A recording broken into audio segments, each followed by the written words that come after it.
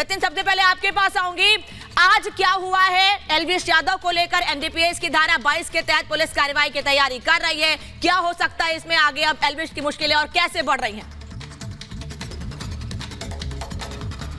आज बिल्कुल देखिए, दोपहर के समय एल्विश यादव को कड़ी सुरक्षा के बीच जो जेल मैनुअल के चलते उसको कोर्ट में पेश किया गया। दरअसल जानकारी ये मिल रही थी कि एनडीपीएस एक्ट के चलते जो एल्विश यादव पर मुकदमा दर्ज किया गया था उसमें कुछ सेक्शंस को लेकर टाइपिंग एरर था। एनडीपीएस के सेक्शन 22 उस एफआईआर में मेंशन कर दिया गया और एल्विश यादव को बाकायदा कोर्ट के अंदर बताया गया कि एनडीपीएस का सेक्शन जो 22 है वो अब आपके ऊपर इंपोज किया गया और पहले जो एफआईआर में सेक्शन 20 था उसको कहीं ना कहीं करेक्शन जो है वो की गई है। और यही कारण था कि आज एल्विश यादव को कड़ी सुरक्षा के बीच में सुरक्षा घेरा के साथ कोर्ट में पेश किया गया, जहां पर उसको एनडीपीएस के सेक्शन 22 के बारे में जानकारी दी गई और वापस उसको लुक्सर जेल भेज दिया गया है। आपको बता दें कि लुक्सर जेल के अंदर एल्विश यादव को अंडर सेल में रखा गया है, जिसको आइसोलेशन वार्ड भी बोला जाता है। कड़ी सुरक्षा के बीच में वो है, सीसीटीवी कैमरे उसके अंदर लगे हुए और एक अधिकारी लगातार एल्विश यादव की मूवमेंट पर नजर बनाए हुआ है। साथ ही एल्विश यादव के करीबी 2 लोगों को आज नोएडा पुलिस ने गिरफ्तार किया। रविवार को जब एल्विश यादव से पूछताछ की गई थी तो पूछताछ में उसने कई बातें कबूली। उसने कबूला कि वो विलुप्त प्रजातियों के जो सांप है उनके साथ पूछताछ में कई बातें जतिन कबूली है, लेकिन परिवार वाले ये कह रहे हैं अपने बच्चे को बचाने के लिए वो शख्स जिसने कई लोगों को जहर की तरफ ढकेला है, जिस शख्स ने कई लोगों को नशे की तरफ ढकेला है, परिवार वाले उसको बचाने के लिए बार बार कह रहे हैं कि पुलिस ही झूठ बोल रही है। लोमस पुलिस पर ही आरोप लग रहे हैं, परिवार वाले पुलिस पे आरोप लगा रहे हैं, दोस्त अलग दावे कर रहे हैं। बात करेंगे इस पर आगे आपसे, लेकिन इससे पहले रिपोर्ट देख लेते हैं कि एल्विश पर कैसे मुश्किलें बढ़ती जा रही है एल्विश की और क्या क्या मामले हैं एल्विश पर और कैसे पुलिस इस पूरे मामले में आगे पूछताछ कर रही है। रिपोर्ट देखिए।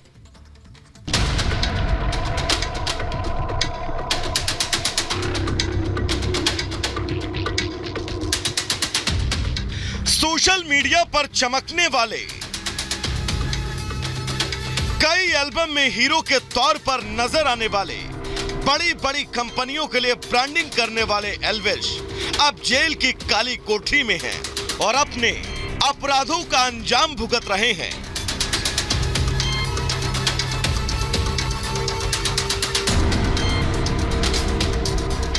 एक 135 दिनों बाद ही सही जहरीला धंधा करने वाले एल्विश अब ग्रेटर नोएडा पुलिस के शिकंजे में हैं।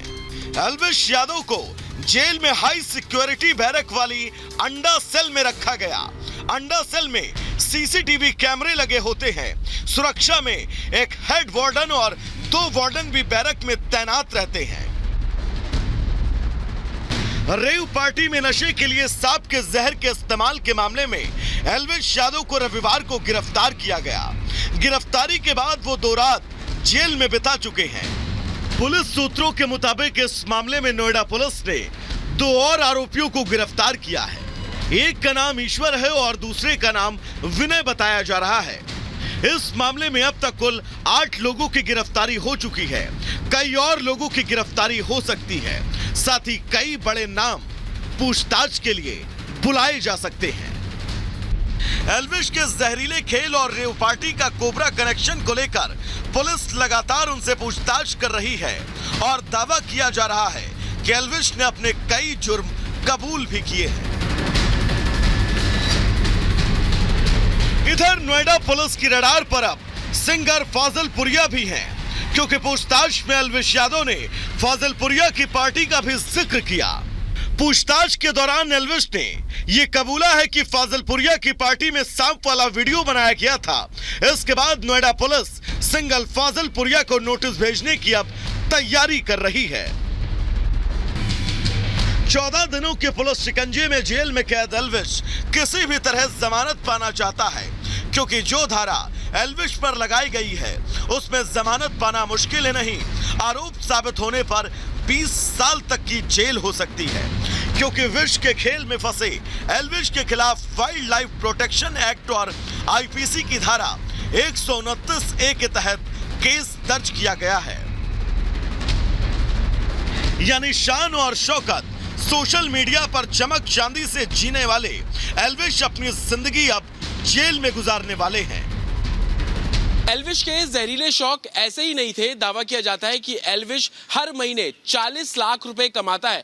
एल्विश की नेटवर्थ तकरीबन 50 करोड़ रुपए है। एल्विश की कमाई का एक मुख्य जरिया यूट्यूब है। आपको बता दें कि एल्विश के यूट्यूब पे तकरीबन 14.5 मिलियन सब्सक्राइबर्स हैं। एल्विश के इंस्टाग्राम पर 16 मिलियन फॉलोअर्स हैं और साथ ही लाखों फॉलोअर्स एल्विश के दूसरे सोशल मीडिया प्रोफाइल पर भी हैं। कामयाबी की बुलंदियां फिसलने वाली सीढ़ियों से तय होती है, लिहाजा गिरने का चांस बहुत ज्यादा हो जाता है। एल्विश यादव ये भूल गए, यहां तक कि खुद को पाक साफ साबित करने के लिए वीडियो तक बनाते रहे। खैर, एल्विश अभी पुलिस शिकंजे में है और पुलिस एल्विश के जहरीले खेल का हर सच उगलवा कर रहेगी। Bureau report, Republic Bharat. तो पुलिस एल्विश से सच उगलवाने के लिए हर कोशिश कर रही है, हर तरह से चीजें निकलकर सामने आ सके और जितने भी नाम सामने आएंगे पुलिस सबसे पूछताछ करेगी। पुलिस का यह दावा, यही वजह है कि एल्विश को मिलाकर अब तक 8 लोग गिरफ्तार किए जा चुके हैं। आज विनय और ईश्वर की गिरफ्तारी हुई है। क्या कहा उन्होंने ये आपको हम बताएंगे, लेकिन उससे पहले आपको बताते हैं कि एल्विश का सिस्टम ध्वस्त कैसे हुआ है। एल्विश यादव की मुश्किलें अब बढ़ने लगी हैं क्योंकि पुलिस की गिरफ्त में है। 17 मार्च से पुलिस की गिरफ्त में है एल्विश यादव। एनडीपीएस एक्ट की धारा 22 लगाई गई है और इसके तहत 1 से 20 साल तक की सजा है। कार्रवाई के लिए पुलिस के पास पुख्ता सबूत हैं, इसीलिए पुलिस उससे लगातार पूछताछ करके और सबूत इकट्ठे कर रही है। आज जिला कोर्ट में भी सुनवाई नहीं हो सकी क्योंकि वकीलों की हड़ताल थी, इस वजह से सुनवाई नहीं हो सकी। आज 2 और लोगों की गिरफ्तारी हुई। मैंने पहले भी आपको बताया कि आज 2 और लोगों की गिरफ्तारी हुई है जिनके नाम विनय और ईश्वर बताए जा रहे हैं और इनसे भी पूछताछ हुई है। विनय ने यह कबूला है कि वो जानता था एल्विश यादव को, एल्विश से उसकी दोस्ती थी। ईश्वर और विनय की गिरफ्तारी आज इस मामले में हुई है और विनय ने खुद पुलिस के सामने कबूला और बताया है कि कैसे एल्विश से उसकी नजदीकियां बढ़ी थी। एल्विश यादव से इन दोनों का सीधे सीधे कनेक्शन भी सामने आ रहा है। कैसा कनेक्शन है? सांपों के जहर की तस्करी का, उस कारोबार को आगे बढ़ाने का कनेक्शन है इसका। गिरफ्तारी के बाद से जेल में बंद है एल्विश यादव और पुलिस सूत्र ये बता रहे हैं कि एल्विश ने खुद स्वीकार किया है कि कहां-कहां पर कैसे-कैसे फाजिलपुरिया से लेकर दूसरे लोगों से वो जुड़ता चला गया और ये नेटवर्क बढ़ता चला गया। 14 दिनों के लिए एल्विश पुलिस की हिरासत में है और एल्विश की कोशिश यही है कि जल्द से जल्द जमानत मिल सके, लेकिन वकीलों की हड़ताल के चलते आज भी एल्विश को राहत नहीं मिल सकी है। करीबियों पर भी शिकंजा कसा जा रहा है। जो एल्विश के करीबी हैं, जिन लोगों के नाम सामने आ रहे हैं, जिन लोगों से कनेक्शन में रहा है हमेशा से एल्विश, उन लोगों पर भी शिकंजा कसा जा रहा है। रेव पार्टियों में सांप जहर तस्करी का आरोप एल्विश यादव पर है। जब पिछले साल यह मामला सामने आया था तब भी नोटिस जारी किया गया था, लेकिन एल्विश यादव पेश नहीं हुआ था। लेकिन इस बार एल्विश को पूछताछ के लिए बुलाया गया और फिर पूछताछ में चीजें निकलकर सामने आई तो गिरफ्तार कर लिया गया। और इस बीच हरियाणवी सिंगर फाजिलपुरिया का नाम भी पूछताछ में सामने आया है। पुलिस की तैयारी यही है कि फाजिलपुरिया के खिलाफ अगर पुख्ता सबूत मिलते हैं तो उस पर भी एक्शन लिया जाए। जतिन हमें बता रहे थे कि इस मामले में कैसे कैसे कार्रवाई हो सकती है।